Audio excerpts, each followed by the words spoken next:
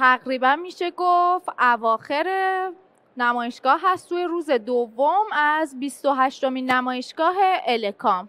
یکی دیگه از موضوعاتی که توی کسب و کارهای دیجیتال مطرح میشه و خیلی مهم هم هست بحث سئو هستش. اما خیلی هم میگن که با اومدن هوش مصنوعی سئو کارا قراره که بیکار بشن.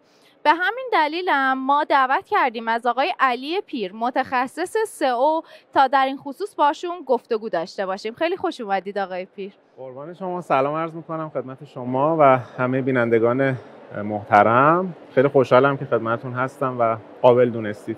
اجازه بدید از همین سوالی که توی مقدمه گفتم شروع کنید. شما به عنوان متخصص سئو میبینید که هوش مصنوعی میخواد جای شما رو بگیره یا اصلا چه نقشی داره؟ بسیار عالی. سوالی که خیلی در واقع این روزا از من میپرسن، حالا دوستان آشنایان تو جلسه های کاری. ببینید هوش مصنوعی قرار نیست جای ما رو بگیره. من همیشه اینو مثال میزنم به اتوپایلوتی که روی هواپیماها میذارن و یک خلبانی اون پشت میشینه و در واقع هدایت کلی اون مجموعه رو بر عهده داره، ولی خب یک جاهایی از اون اتوپایلوت امکان داره کمک بگیره و استفاده بکنه و خیلی هم خوبه. هوش مصنوعی هم همینه. من کاملا این رو همه جا میگم که ابزار هوش مصنوعی رقیب من یا رقیب شما یا رقیب هیچ انسانی در هیچ صنفی در هیچ حوزه‌ای نیستش.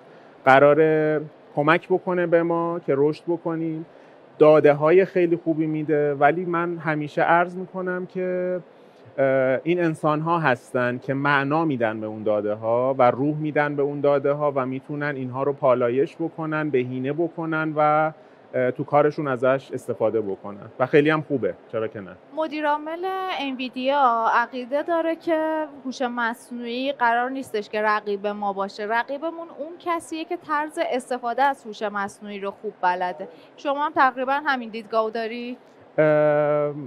رقیب من به هیچ عنوان نمیبینم هوش مصنوعی رو. کاملا یک دوست میبینم هوش مصنوعی رو.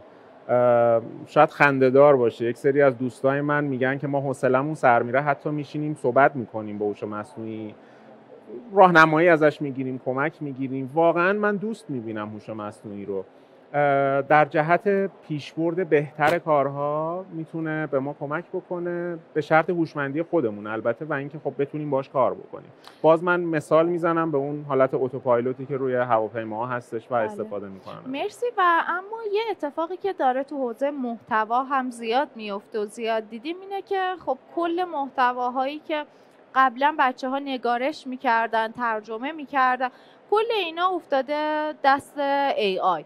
یعنی بچه‌ها با جمنای، چت جی پی تی محتوا تولید میکنن. میخواستم ببینم یه همچین کاری رو فرایند سئو و بهینه‌سازی حالا اون سایت چه تأثیری میذاره؟ اصلا گوگل تشخیصش میده؟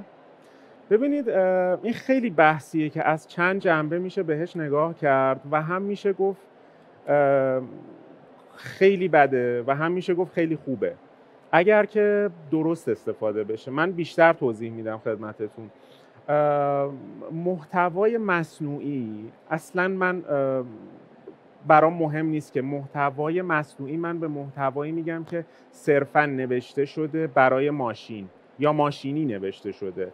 برای ماشین منظورم گوگله. محتوایی که خیلی از محتوا نویسا، خیلی از کسایی که دستی بر قلم دارن صرفا مینویسن با تمرکز اینکه خب گوگل ببینه و خوشش بیاد، در صورتی که خود گوگل، خود ماشین میگه که برای من ننویسید محتوا رو، برای کاربر بنویسید محتوایی که مفید باشه.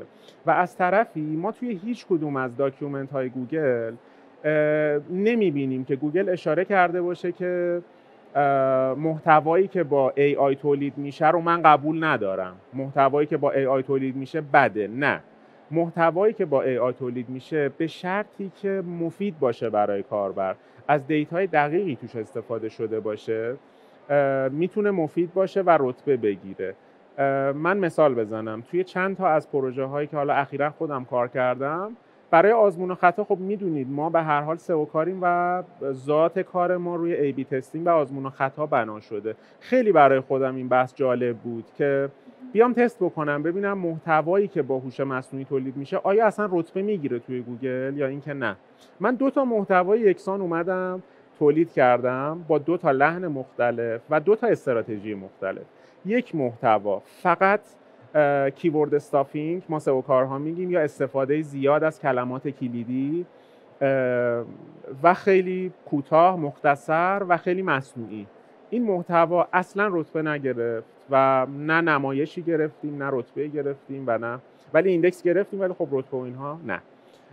محتوای دوم، محتوایی که از داده‌های دقیق توش استفاده شد، علاوه بر متن ما از ویدئو توی اون محتوا استفاده کردیم، از در واقع وایس استفاده کردیم، از محتوایی که دانلودبل باشه، یعنی مثلا PDF هایی که به صورت تکمیلی به کاربران بگیم اگر دوست دارید حالا بیاید این PDF هم دانلود بکنید و مطالعه بکنید. شاید باورتون نشه محتوایی که توی یه حوزه بسیار پرجستجو، حوزه رمز ارز، برای یکی از در واقع کلاینت ها ما کار کردیم، در عرض 3 هفته ما به صفحه اول، به اواسط صفحه اول رتبه 5 و 6 و اینها رسیدیم و این تستش برای خودم خیلی جالب بود.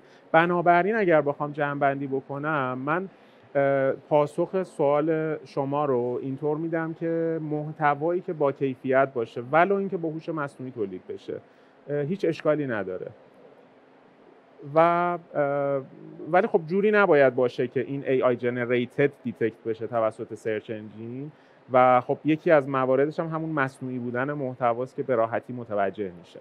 دقیقاً، مرسی.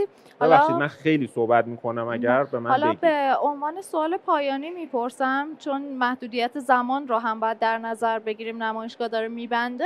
به عنوان سوال آخر به من پاسخ بدید که آینده بازار سئو رو چطور میبینید، حالا با توجه به اون صحبتایی که راجع به هوش مصنوعی داشتیم؟ خب سوال جوریه که من از الان تا ساعت 1 ساعت دیگه باید صحبت کنم که بگم آینده بازار سئو رو چطوری میبینم. آینده بازار سئو، ببینید سئو از این حالتی که ما صرفاً بیایم روی یک سری کلمات کلیدی خشک سئو بکنیم، مثلا خرید حالا آیفون، خرید حالا هر کالایی، و توقع داشته باشیم که گوگل یک سری ریزالت برای ما توی صفحه اول بیاره، از اون حالت خارج میشه. سرچ انجین الان وارد فاز جنریتیو اکسپریانس شده. اگر بخوام خیلی ساده توضیح بدم، اون AI اوورویویی که شما میبینید وقتی یک چیزی رو سرچ میکنید، یک سوالی میپرسید به شما گفته میشه، که بحثش خیلی مفصله قاعدتاً توی این برنامه احتمالاً، من که از خدامه ولی خب تایم نداریم، وارد بحث جنریتیو اکسپریانس شده. من آینده سئو رو به این سمت میبینم که سئو میره به سمت هوشمند شدن و خلاصه میشه توی تجربه کاربر، محتوای تعاملی و هوش مصنوعی مولد. اینکه شما انقدر خوب باشی، انقدر محتوات غنی باشه که توی در واقع ریزالت های گوگل، توی اون در واقع باکس اوورویویی که خود گوگل میاره نمایش داده بشی، ولو اینکه رو شما کلیک نشه و اون نمایش میتونه در واقع همون کار رو برای شما بکنه. من سئو رو آینده خب روشنی میبینم، از این بابت که خیلی مدرن داره میشه، از اون حالت به قولی سنتی داره خارج میشه، ولی خب به شرطی که به قولی یعنی ما هم ناگزیر هستیم که خودمون رو لول اپ بکنیم و بریم با این موج همراه بشیم. خیلی ممنون از وقتی که گذاشتیم و ممنون از همه مخاطبین عزیزی که همچنان دارن ما رو از آپارات به صورت زنده دنبال میکنن. میریم یه نگاهی بندازیم به ساعتهای پایانی نمایشگاه و برگردیم.